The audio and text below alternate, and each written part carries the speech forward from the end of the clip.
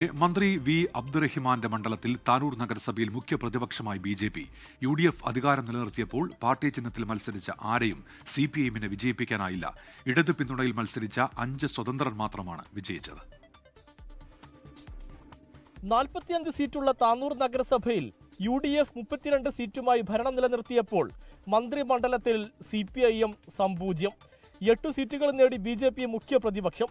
Party ചിഹ്നത്തിൽ LDF-ന് ഒരാളെയും വിജയിപ്പിക്കാനായില്ല. ഇടത് പിന്തുണയിൽ സ്വതന്ത്രരായി മത്സരിച്ച 5 പേർ മാത്രമാണ് വിജയിച്ചത്.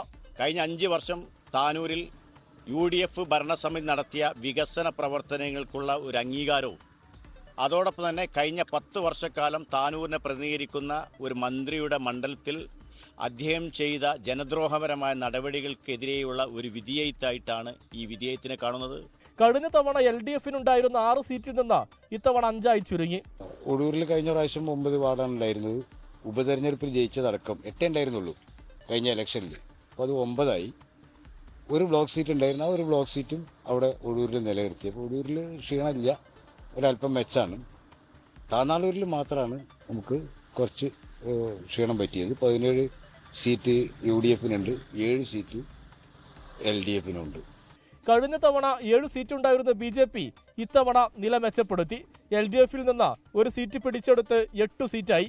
ഈ താനൂരിൽ BJP-യുടെ വളർച്ച ഇനിയും അധികം 5 വർഷം കൂടി കഴിഞ്ഞാൽ നമ്മളൊരു ഭരണം പിടിച്ചെടുക്കാനുള്ള സാധ്യതയിലേക്കാണ് ഈ പോക്കിൻ്റെ ഈ വിജയത്തിന്റെ ഒരു സീറ്റ് പിടിച്ചതിലൂടെ നമ്മൾ മനസ്സിലാക്കുന്നത്. മലപ്പുറത്ത് നിന്നുള്ള ഏക മന്ത്രി കൂടിയായ വി അബ്ദുറഹ്മാന്റെ മണ്ഡലത്തിൽ പാർട്ടിക്ക് നില മെച്ചപ്പെടുത്താനായില്ല എന്ന് മാത്രമല്ല, കനത്ത പരാജയം കൂടിയാണ് ഏറ്റുവാങ്ങേണ്ടി വന്നത്. രൂപീകരണ കാലം മുതലേ UDF-നൊപ്പം നിന്ന ചരിത്രമാണ് താനൂരിൻ്റേത്.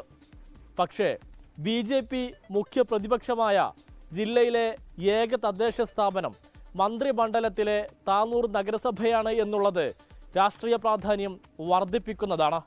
മാത്രമല്ല, CPM-ന്റെ ഒരു സീറ്റ് കൂടിയാണ് നഗരസഭയിൽ BJP പിടിച്ചെടുത്തിരിക്കുന്നത്. സമീർ ബിൻ കരീം, 24, തിരൂർ. ലോകത്തെവിടെയായാലും ഏത് സമയത്തും 24 വാർത്തകളും ഓഗ്മെന്റഡ് റിയാലിറ്റി പാക്കേജുകളും എക്സ്പ്ലെയിനറുകളും വിശദമായി കാണാൻ ഞങ്ങളുടെ YouTube ചാനൽ നിങ്ങൾക്ക് സബ്സ്ക്രൈബ് ചെയ്യാം.